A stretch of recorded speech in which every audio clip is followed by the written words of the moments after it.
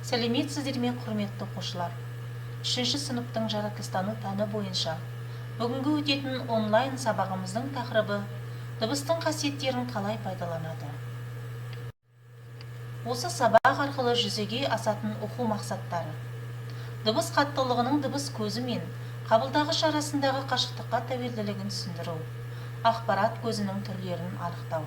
Сабақ мақсаттары: қандай заттар дыбыс шығаратынын біледі, дыбыстың қалай таралатынын түсінеді, ақпарат түрлерінен мәлімет жинайды.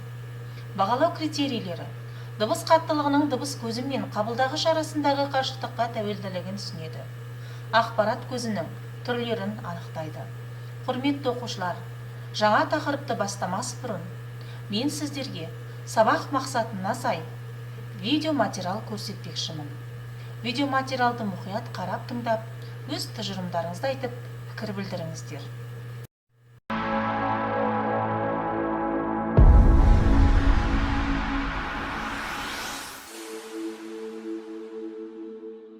Балалар, жануарлардың түрлі дыбыс шығаратынын біз білеміз.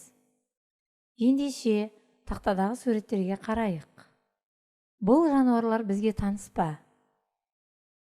Жылқы, ит, сиыр, мысық, сауысқан. Жылқы кісінейді, ит үреді, сиыр мөңірейді, мысық мияулайды, сауысқан шықылықтайды. Ендеше бәріміз тақтаға назар аударайық. Дыбыстарды мұқият тыңдаймыз. Аю ақырады, арыстан ырылдайды, жылан ысылдайды. Балалар, осы жануарлардың дыбыстарында қандай айырмашылықты байқадыңыздар? Кейбір жануарлардың дыбысы қатты болады екен, кейбір жануарлардың дыбыстары бәсең шығады екен. Балалар, осы сіздер білесіңдер ме? Жануарлар неліктен дыбыстайды? Олар дыбыстарын қалай пайдаланады? Ендеше келесі тапсырманы орындайық. Жануарлар түрлі дыбыс шығарады. Мысалы, арыстан. Арыстан неліктен дыбыс шығарады? Арыстан басқа жануарлар жақындаса, өз аумағы екенін ескертіп ырылдайды екен. Келесі, саршұнақ. Ол неліктен дыбыс шығарады? Саршұнақ қауіп сезсе, өзінің шиқылыменен маңайындағыларға хабар береді екен. Ал келесі, ит неліктен дыбыс шығарады? Ит танымайтын адамдарды көрсе, немесе өзінің иесіне қарай қауіп төнген кезде үреді екен. Ендеше, осы тақырыпқа сәйкес қандай қызықты ақпараттар білеміз? Мысалы, көк кит жайлы. Көк киттер бір-бірімен дыбыс шығару арқылы сөйлеседі екен. Олар бірін-бірі 1600 километрден астам қашықтықтан естиді. Ал дыбыстарының қаттылығы реактивті ұшақтың дыбысынан да күшті болады екен.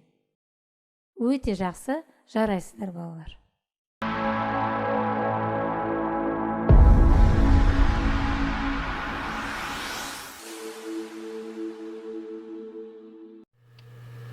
Оқулықтағы 62-ші беттегі бірінші тапсырмаға зер салыңыздар. Жедел жауап. Балық аулау кезінде неліктен шуламау керек? Неліктен біз масаның ызыңын қасымызға жақын ұшып келгенде ғана естиміз? Тоқылдақтың тоқылдаған дыбысы неге ағаштың кез келген жағынан естіледі? Осы тапсырмадан шығатын дескриптор. Жануарлардың не үшін дыбыс шығаратынын біледі? Сұрақтарға жауап береді. 62-ші беттегі екінші тапсырмаға назар аударыңыздар. Жануарлардың дыбысы. Арыстанның дауысы мен саршұнақ шығаратын дыбыстың қандай айырмашылығы бар? Суреттегі жануарлардың дыбысын бір-бірімен салыстыр. Осы тапсырмадан шығатын дескриптор арыстан мен саршұнақтың дауысындағы айырмашылықты ажыратады. Суреттегі жануарлардың дыбыстарын бір-бірімен салыстырады. 62-ші беттегі 3-ші тапсырмаға назар аударыңыздар.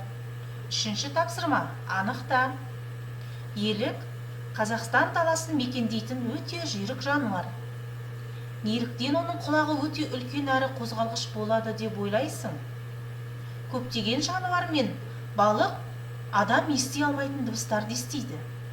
Циркте үйретушілер иттер ғана ести алатын ысқырықтарды пайдаланады. Неліктен? Ойыңды түсіндір. Осы тапсырмадан шығатын дескриптор жануарлар қалай еститіні туралы өз ойларын айтады. Дыбыс қаттылығының дыбыс көзі мен қабылдағыш арасындағы қашықтыққа тәуелділігін түсінеді. Сен білесің бе, Айдары? Көккиттер бір-бірімен дыбыс шығару арқылы сөйлеседі. Олар бірін-бірі 1600 километрден астам қашықтықтан естиді.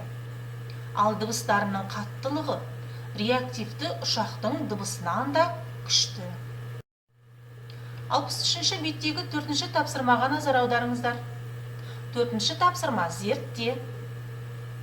Осы тапсырмадан шығатын дескриптор өз бетімен тәжірибе жасайды. Жануарлар қай уақытта және не үшін дыбыстайтынын түсінеді. Алған білімдерін жинақтайды. Аңдардың балалар үнемі қозғалып тұратын құлақтары жан-жақтағы өте әлсіз естілер-естілмес дыбыстарға дейін естиді. Өте сезімтал болады аңдар. 63-ші беттегі тапсырма дәптермен жұмыс. Есте сақта қағидасын дәптерге жазыңыздар.